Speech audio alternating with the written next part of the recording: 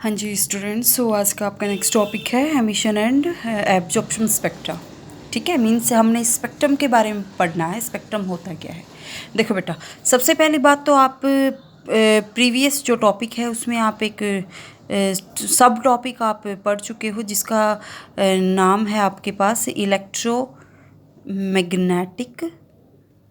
Spectrum.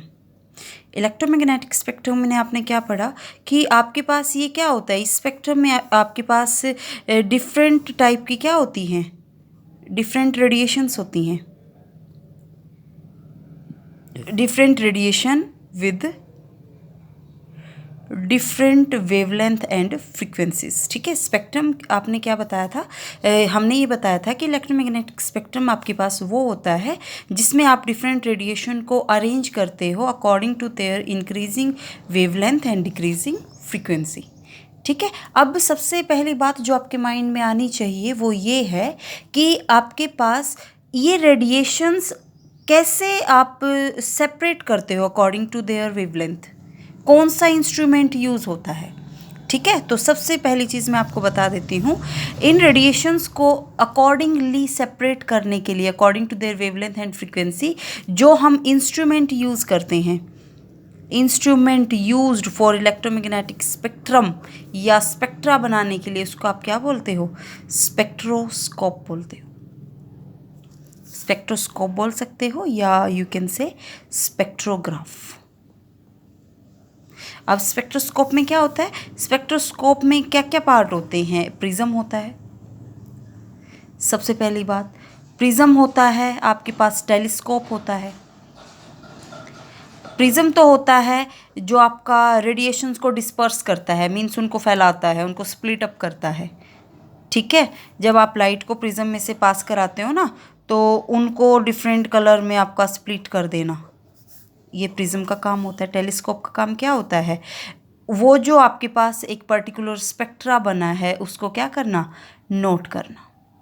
मतलब जो emergent radiations हैं, रेडिएशंस उनको नोट करना किसका काम होता है, टेलीस्कोप का। ठीक है, यदि मैं आपको एक चीज़ यहाँ पे बताऊँ, आप क्या करते हो, आप इस पर्टिकुलर अरेंजमेंट में टेलीस्कोप की बजाय आप यहाँ पे फोटोग्राफिक फिल्म का यूज़ कर लेते हो, तो जो इंस्ट्रूमेंट है वो स्पेक्ट्रोस्कोप की बजाय प्रिज्म भी होगा, प्लस टेलीस्कोप की जगह क्या हो जाता है, स्पेक्ट्रोग्राफिक प्लेट, तो वो क्या हो जाता है आपका स्पेक्ट्रोग्राफ।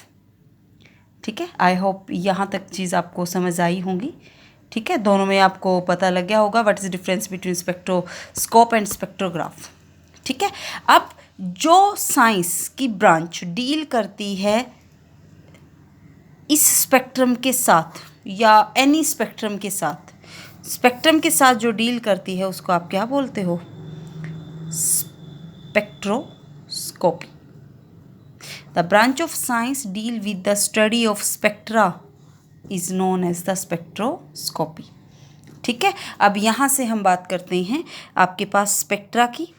स्पेक्ट्रा को ब्रॉडली टू पार्ट्स में डिवाइड किया हुआ है, दो टाइप में क्लासिफाई किया हुआ है। सबसे पहली बात होती है एमिशन स्पेक्ट्रा एंड सेकंड जो टाइप होता है that is the absorption spectra. बहुत इम्पॉर्टेंट चीज़ है क्योंकि हाइड्रोजन स्पेक्ट्रा आप जो पढ़ोगे, हाइड्रोजन का स्पेक्ट्रम एंड जो बोहर्स मॉडल ने जिसको एक्सप्लेन किया वो सारा इसी कंसेप्ट के ऊपर बेस्ड है। ठीक है बेटा, तो इसको थोड़ा सा ध्यान से देखो। सबसे फर्स्ट चीज़ हम डिस्कस करते हैं that is the emission spectra. ठीक है, एमिशन स्पेक्ट्रा का मीनिंग क्या होता है, एमिशन स्पेक्ट्रा का मीनिंग है आपके पास कोई रेडिएशन है, आपके पास प्रिज्म है, थोड़ी सी ड्राइंग मेरी ऐसी ही है तो थोड़ा आप लोग इसको बस समझ लो। ठीक है, आपके पास सोर्स है, source of light, source of light ले सकते हो, या आपने हीट कर लिया किसी सब्सटेंस को, वहाँ से आप एनर्जी लाइट को एमिट करा सकते हो, या आपने क्या किया, आपने जो गैस है, गैस में इलेक्ट्रिक डिस्चार्ज दिया लो प्रेशर पे, वहाँ से आप लाइट को एमिट करा सकते हो। मीन सोर्स आप कोई भी ले सकते हो, आपने इस सोर्स से लाइट को डायरेक्टली किस पे फॉल कराना है, प्रिज्म पे। ठीक है, जैसे आपकी जो लाइट है वो प्रिज्म पे फॉल करेगी तो वो डिफरेंट कलर्स में आपकी क्या हो जाएगी, स्प्लिट हो जाएगी। इसको आपने नोट करना है। आप रिसीव करोगे इन लाइट को, इनको इससे मिला देना बेटा, जो भी है समझ लो बस। रिसीव करोगे किस पे, फोटोग्राफिक फिल्म पे, सॉरी फोटोग्राफिक प्लेट पे। क्या बन गया ये, एक पर्टिकुलर क्या बना, फोटोग्राफिक प्लेट पे क्या बना, एक स्पेक्ट्रम बना।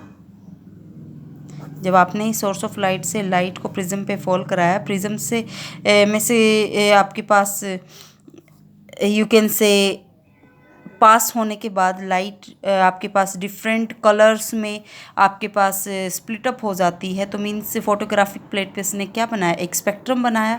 इस स्पेक्ट्रम को ही आप क्या बोलोगे, एमिशन स्पेक्ट्रम। ठीक है, अब देखो यहाँ मैंने क्या क्या बात की थी। सोर्स आप क्या ले सकते हो, सन लाइट ले सकते हो, सिंपल लाइट ले सकते हो, बल्ब ले सकते हो, ग्लोइंग बॉडी ले सकते हो। ठीक है, आप डिस्चार्ज ट्यूब में गैस को फिल कर सकते हो, इलेक्ट्रिक डिस्चार्ज लो प्रेशर पे, वहाँ से लाइट सोर्स प्रोड्यूस कर सकते हो। Means depending on the source of light, depending on the source of light या source of radiation, emission spectra को 2 टाइप्स में डिवाइड किया हुआ है। सबसे फर्स्ट आपके पास आता है कॉन्टिन्यूस स्पेक्ट्रा, एंड सेकंड आपके पास आता है, यहीं पे यदि मैं आपको बताऊं तो लाइन स्पेक्ट्रा। ठीक है, that is known as the line spectra. ठीक है, कॉन्टिन्यूस तो नाम से पता लग रहा है, कॉन्टिन्यूस स्पेक्ट्रम बनेगा। मीन्स सिंपल लाइट ली आपने सन से, बल्ब से या ग्लोइंग बॉडी से, आपने उसको प्रिज्म में से पास कराया, प्रिज्म में से पास करा के वो 7 कलर में स्प्लिट अप होगी, आपने नोट कर लिया। जैसे रेनबो, इसमें तो लाइक रेनबो छोटी क्लासेस में भी आप इसको पढ़ के आए हो, तो वहाँ से जो कॉन्टिन्यूस स्पेक्ट्रा बनता है, जो भी आप बोलते हो विबग्योर टाइप का जो स्पेक्ट्रम बनता है, मीन्स एक बैंड एक कलर दूसरे में मर्ज होता है, नेक्स्ट में step by step one is merge into the second. Means जो स्पेक्ट्रम है वो कॉन्टिन्यूस होता है, बीच में कोई लाइन कोई गैप नहीं होता, एक दूसरे में मर्ज हो के प्रिज्म सॉरी रेनबो की तरह आपके पास कलर के बैंड दिखाई देते हैं, उसको आप क्या बोलते हो, कॉन्टिन्यूस स्पेक्ट्रा आप बोलते हो। ठीक है, जो समझने की बात है, जो इम्पोर्टेंट चीज़ है, that is the line spectra. Line spectra समझो आप, आपके पास क्या होता है, कॉन्टिन्यूस तो सिंपल है, आपने प्रीवियस क्लासेस में पढ़ा हुआ है। ठीक है, अब देखो हम यहाँ पे second and most important line spectra, most important point है। देखो यहाँ पे हमने क्या किया, आपने यहाँ पे लाइट का जो सोर्स है वो क्या आप रख सकते हो। सबसे पहली बात, या तो आप कुछ ऐसा रखो, किसी वोलेटाइल सोल्ट को लो, जैसे आपने सोडियम क्लोराइड ले लिया, फ्लेम के ऊपर रखा, या आप क्या करोगे, आपने हाइड्रोजन या कोई भी गैस को आपने इलेक्ट्रिक डिस्चार्ज दिया लो प्रेशर पे, वहाँ से सोर्स ऑफ लाइट प्रोड्यूस किया। ठीक है, मैं यहाँ पे ड्राइंग तो मेरी खैर ऐसी ही है, फिर भी मैं आपको यहाँ पे दिखा देती हूँ थोड़ा सा बना के।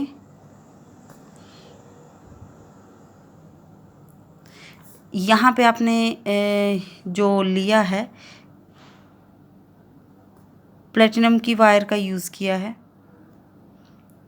यहाँ पे आपने ली है platinum wire dipped in NaCl, वहाँ से आपने लाइट प्रोड्यूस की, बीम प्रोड्यूस की, स्लिट का आपने यूज़ किया, स्लिट का यूज़ किया ताकि जो आप बीम प्रोड्यूस कर रहे हो वो एक पर्टिकुलर लाइन से, एक पर्टिकुलर पैटर्न से पास हो एंड फॉल करे आपके प्रिज्म के ऊपर। ये आपने यहाँ पे प्रिज्म लिया है, दैट इज़ द स्लिट, ये आपका बर्नर है। यहाँ से आपने बीम ऑफ लाइट को फॉल कराया किसके ऊपर, प्रिज्म के ऊपर, ये बीम ऑफ लाइट है। ठीक है, यहाँ पे आपने फोटोग्राफिक प्लेट रखी है,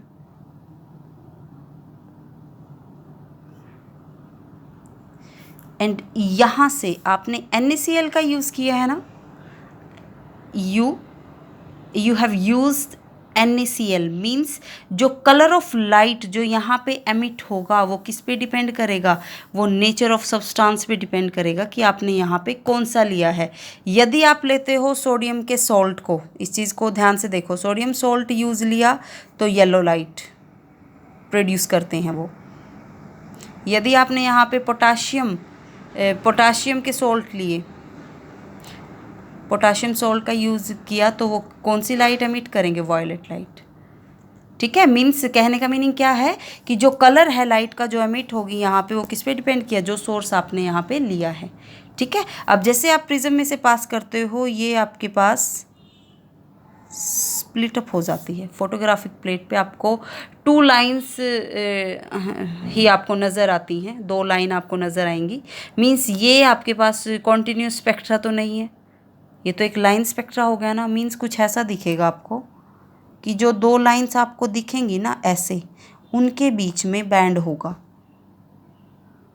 ठीक है, डार्क स्पेस जो स्पेस है उससे दोनों सेपरेट करेंगी।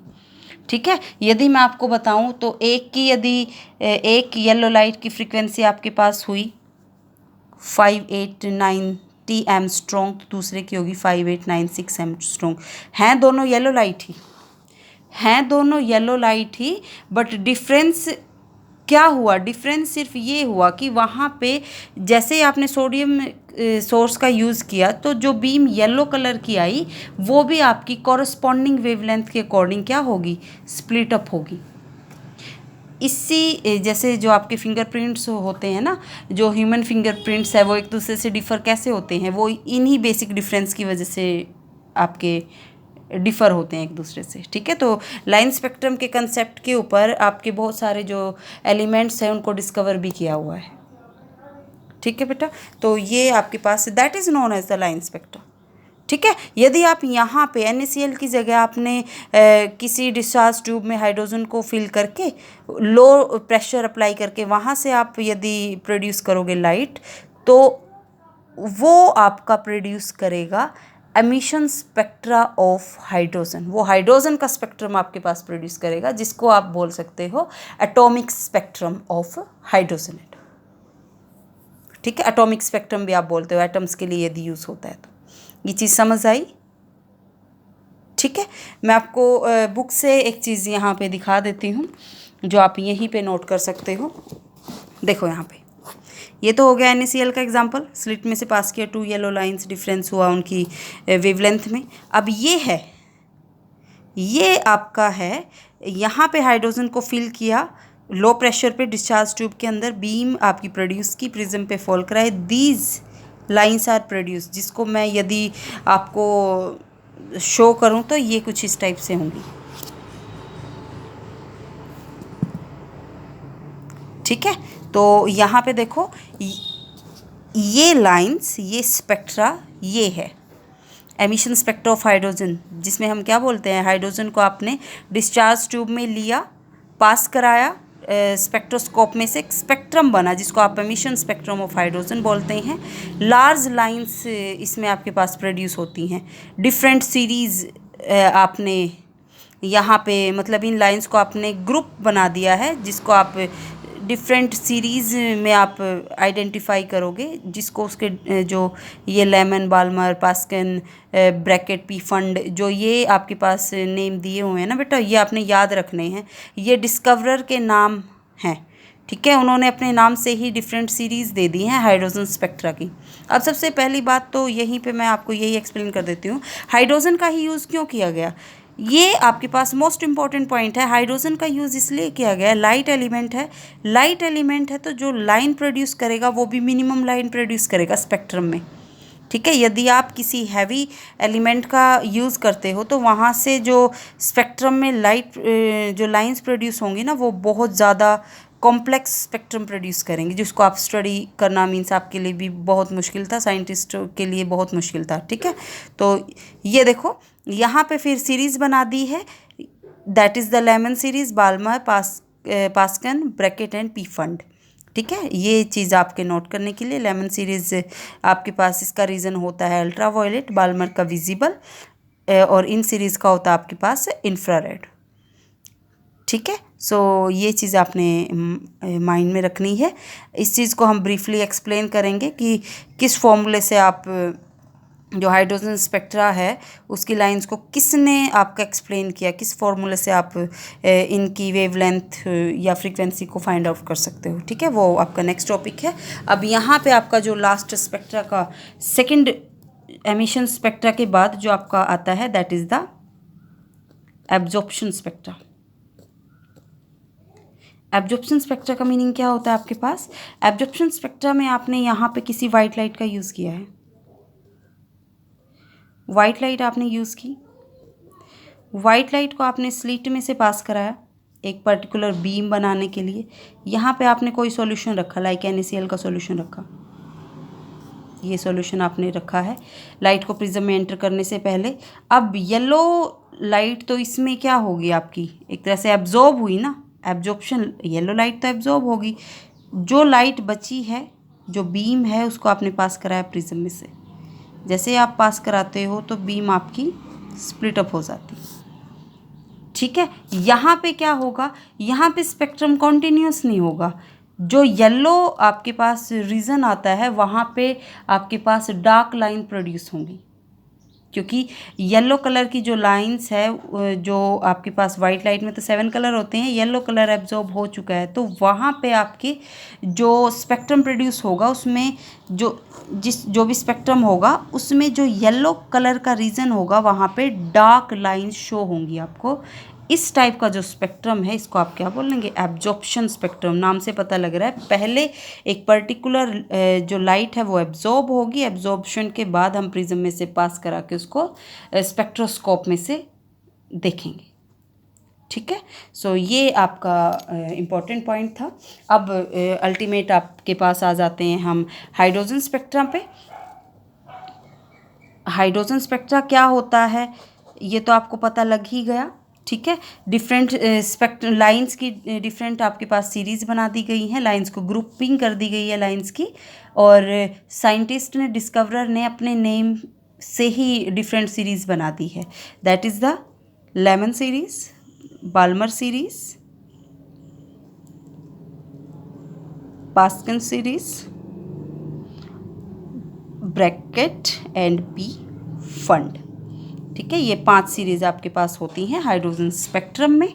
ठीक है, अब हालांकि इतनी सारी लाइंस आपके पास आपको शो होती है हाइड्रोजन स्पेक्ट्रा में, लेकिन फिर भी आपके पास रेबक्स, एक ऐसे आपके पास साइंटिस्ट थे रेबक्स, जिन्होंने 1890 में सिंपल सी थ्योरेटिकल इक्वेशन दी इन जो कॉम्प्लेक्स लाइंस हैं उनकी वेवलेंथ एंड फ्रीक्वेंसी को कैलकुलेट करने के लिए। ठीक है, उन्होंने वेव नंबर की हेल्प से अपना फॉर्मूला बनाया, वेव नंबर, एंड उसको नाम दे दिया आपका रेबक्स फॉर्मूला। ठीक है, रेबक्स फॉर्मूला आपके पास क्या होता है एक बार मैं बता देती हूँ यहाँ पे। That is R1/n1² - 1/n2²। ठीक है, R आपके पास होता है रेबक्स कांस्टेंट, जिसकी वैल्यू आपके पास होती है 109,677 पर सेंटीमीटर। ठीक है, N1 N2 आपके पास होल नंबर्स होते हैं। लेमन सीरीज़ के लिए N1 आपके पास 1 होगा तो N2 आपके पास 2, 3 सो ऑन। N1 आपके पास 2 होगा बाल्मर के लिए तो N2 आपके पास सो ऑन। ऐसे ही N1 पास्कन के लिए 3, N1 ब्रैकेट के लिए 4, एंड पी फंड के लिए N1 आपके पास होगा 5। ठीक है, हाइड्रोजन लाइक पार्टिकल के लिए फॉर्मूले में Z² आ जाता है। Z², Z रिप्रेजेंट करता है आपके एटॉमिक नंबर को। ठीक है, सो आज के लिए इतना more than sufficient. Thank you. कल इसके हम न्यूमेरिकल करेंगे।